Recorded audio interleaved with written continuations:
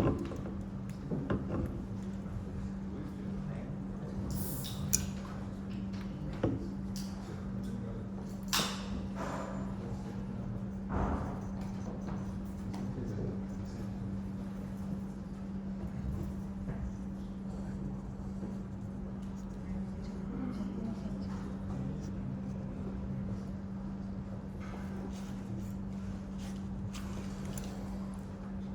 guys, I think everybody almost know me now. I'm Vishesh.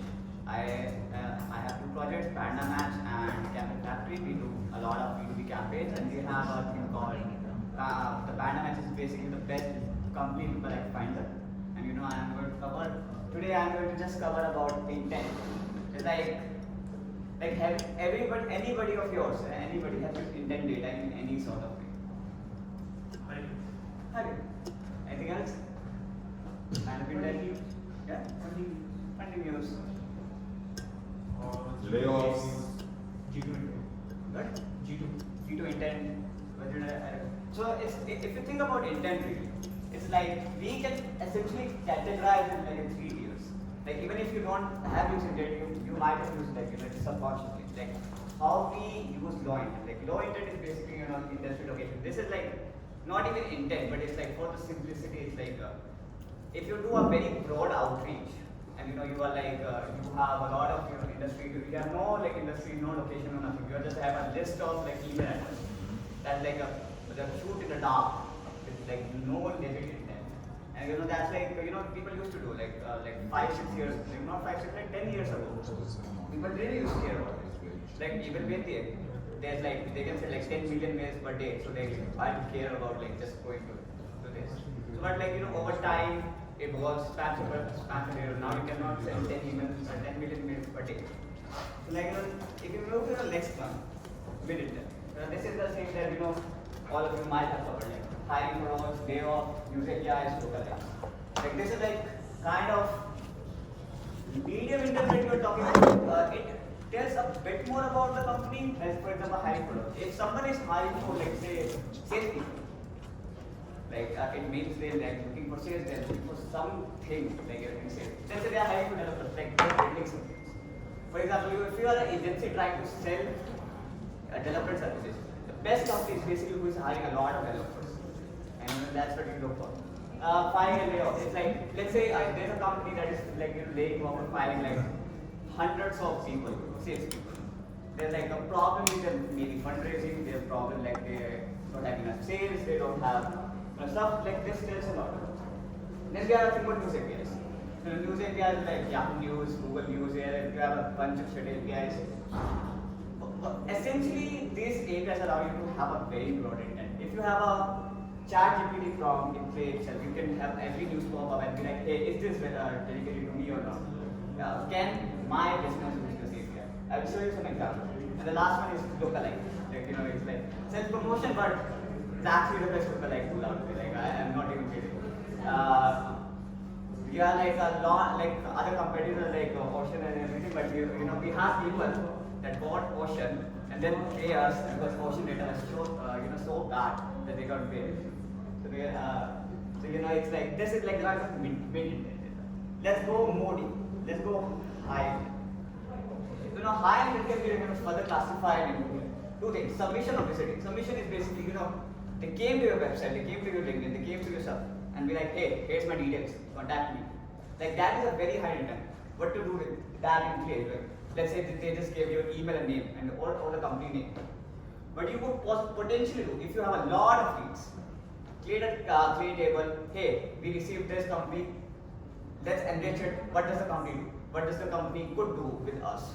Or what does the company might do in the future? Like anything like the company, and you add that to your sales rep email. And they look like, oh, you researched about my company, and then you are approaching me after the submission. So it's not an automated way. So that's where a really good campaign works out. If you have like SEO traffic pulling into a website, LinkedIn forms, or any kind of an organic thing, you are enriching it and then reaching out. Then it's just, let's say they just visit. They don't give any kind of data. They just visit your website. That's all. Like visit your LinkedIn, visit your G2 page, or anything. like they can be like websites or like listing websites.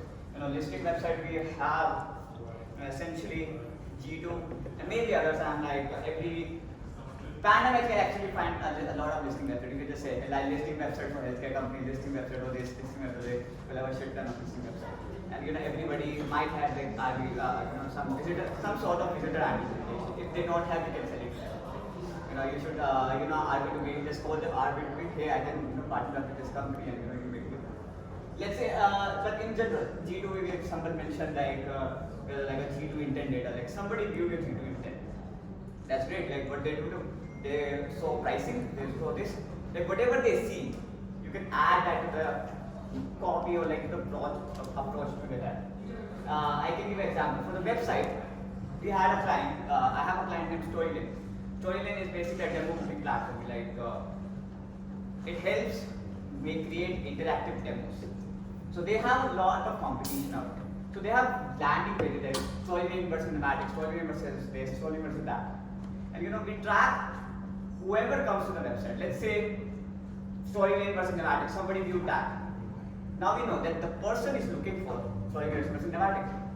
Is that a good intent? Yeah. Because then we can send an email to them and be like, hey, I saw you were looking at Pneumatic page, and be like, hey, this is the way, the things we are better than Pneumatic. Like 10 reasons why you should also a Pneumatic, or you can do a lookalike technology, look up to the website and see like, hey, are they using any of these tools already? If they are already using those tools, tell them like, okay, we are better than them. Now this is like intent. What is the company intent? Now let's talk about approach. Approach is basically, you can put like copying, but not like in. Like approach is like how many emails you do, how many things, but it's like in this way it's like just copy. Like how do you? So if I go broad approach, it's like just messaging them like your offer. I am sending an email, be like, hey, we want to buy some Pepsi or Coke. Like just that. Like you're just putting the offer out there that I'm doing this. Hey, I'm selling leads. That's all. Who are you? I don't care. Who are you? I don't really care. Like that's just putting your offer to someone and not mattering. Niche approach is more about making content out of intent. Maybe rhymes, but yeah. So it's like you take, for example, hey, I saw that you are very similar to a company to our client, and I want to work with you on something. Or hey, I saw you are very similar to a company to our client, and you visited our website yesterday. So let's talk about potential plan. Firing a layoff. Oh, you are firing a lot of people. Let's talk on that. But like this is like a general graph on the B2B cold email industry. Like B2B cold email has changed a lot over like last 3 years. Not last 3 years, like 30 years. Like it changes every 6 months. Every time it changes, it is moving to the right. Like this shit used to work. This shit used to work. Now this shit is like this is the current year. I mean it's like over time, like this used to work. Now it doesn't work. You need to go niche.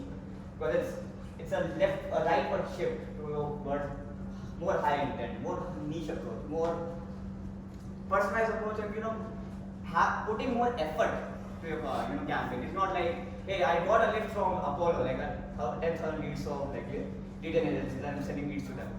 It's a broad approach, with like very less intent, and you could convert. But let's say you have lead magnets. Hey, this lead magnet is attracting a lot of leads agencies, and you create a list of all the data providers out there, and you create a listing website, and that is attracting a lot of leads agencies because they are interested in that. And you are like, hey, I saw that you checked out my website. Are you interested in getting leads and making personalized claim? So this is a broad approach. Let me show you some clay templates, some to understand this thing. As I said, first thing would be I want to pattern match. Okay, clay is big clay. Okay, so this is very simple. This is basically a followers of our competitor. How we got that is as a data provider.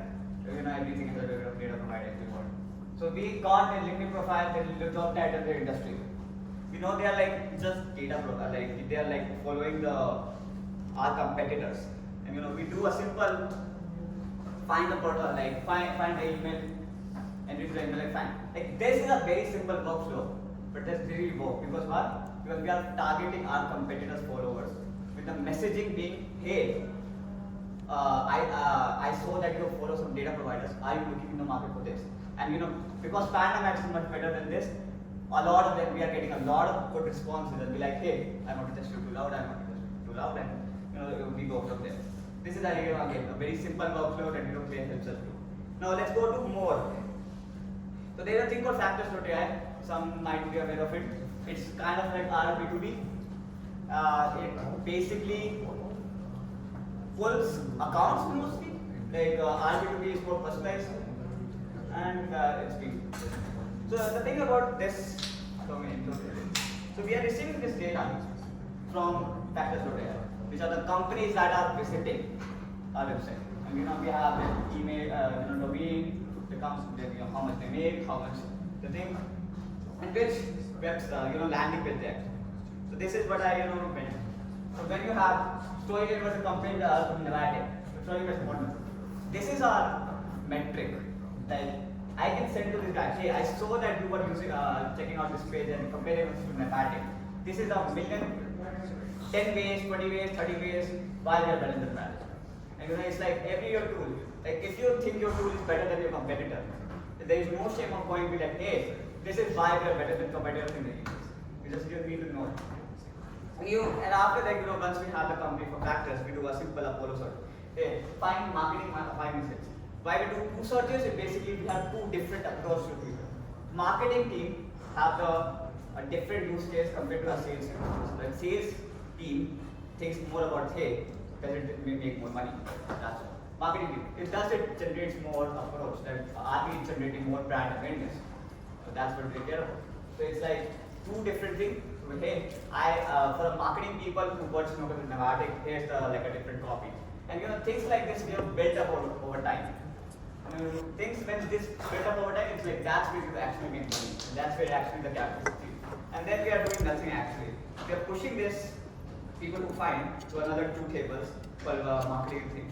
So if I go to like example, so this is basically the same table, but the data is coming from G2, and we have finding the people from like Apollo, and then we are just doing a simple find the contact, send to Smartly. As simple as that. It's like we got the data from Smartly. We customize a copy. We have a different campaign for like other clients, and we mentioned a lot of things. And this has a different copy compared to the marketing one. So it's like you're separating whoever visits your website. You're separating it out to multiple teams who you want to target. G2 is the same, like you get G2 visitors, exactly the same. Let me give you one more example with this. So currently what we covered is really like the story, the example I gave you, the story with client. It's like high intent and it's niche approach. It's like a very right word. That's why like we are generating a lot of leads for that kind. Then we have the other example of like this campaign, which is load. Okay, play, doing that shit. Okay. Anything else? I think they get. Play is not working. So in general, this what we covered in this table, if I remember it, like we are finding lookalikes.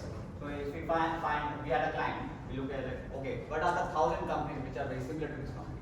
And what we do is take the 1,000 companies and be like, hey, the main company, our client, we help our client to raise this, to like generate more sales, to have 200% ROI, to have this, to have that.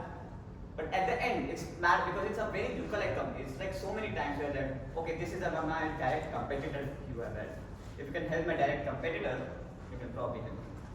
And in this list, which is not loading, load it, we are basically also having a personalized line, which is basically, hey, this company, who they do target. This company started which is the job title they are targeting to. Some people are targeting to sales people, some people are targeting to marketing people. Why we need that, I will show you right now. There's a second thing we are enriching. This is a paid ChatGPT stuff, prompt stuff. I think it will not load if I try to load, but the prompt is very simple in this. It's like, why would a buyer buy? Like it's like, I want to outline how these companies is helping their potential clients. It's like a very simple prompt. For example, I will take an example for this. This company is targeting to policy advocate and employer service specialist, like a very specific role. And how they're why they're so advocate who for pro business laws and offer employer services. Like that's how they help. And the third is like, what is a business user? The reason why we need that is because now we can write a copy. Hey, I saw that you target to this role and you are helping this role through this process. And that's where we like, okay, you have registered in my website. You know what I do. You know what I want to do or something. And that's where high niche approach comes in. Like you have studied the website. And then this is again the lookalike next I talked about. You find the company, and in the last copy, I don't think that. Okay. Target is the same charger, but it's like again lookalike plus niche approach. Now that's like we are definition. Now last thing that I want to cover one more example for niche approach is client Intellix. This is a software development agency. We did a lot of leads for them. And how we did, we had a list of companies, and we like, hey ChatGPT, what are the because we can develop a software development agency. We can develop any softwares. Visit this website and based out of their core offerings, generate 3 business ideas I could help. AI CRM. So if we go some examples, so AI menu suggestions. So it's like the retail, what do you call it? Restaurant company or food company or something. Companion matching app. So it's basically like, as you said, hospital and something. So it's like they're more personalized business ideas. And it's starting a conversation. Like, hey, these are 3 ideas. I'm like, okay, this one idea is really interesting. And once you do that at scale, when you have like 10,000 of leads, that's where it matters. That's where you convert. And now, like this is like just over top example. Let me go back and finish my sentence. Like in general, this used to work. This used to work. Like 2-3 years ago, this used to work. When Triggerify was not launched, I think some of them, Triggerify. Before Triggerify was launched, we used to do this stuff. It made it easy. But now the thing is, this data is really accessible. The problem of data being too accessible. Let's say every 10,000 people have access to people who recently raised funds, compared to 10 people. Like more and more people will start approaching this. And more. Let's say I just raised fund, I will get a shit ton of spam. And this used to work, but the efficiency of this is going down. About this, that's why there's a over time there's more rightward shift to this. And this is not like the only thing. There might be more in new niche intent that might come up in the future if we are not aware of, because this is always changing. This cold email has never been same for the next 6 months. It's like it's always changed. Data providers, the quality of data providers. Like 1 month Apollo was good, other one was very good. It's like you are never sure about what is good, what is bad. It's over time you generate a lot of leads, run a lot of campaigns, you get that experience, and be like, okay, I'm very confident that this campaign might fail, but I'm very confident that it.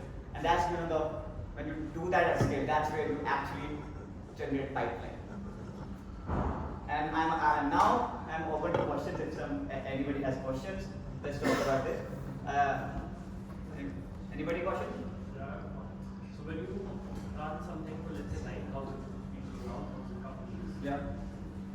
our clients are paying that let's test out manually first that this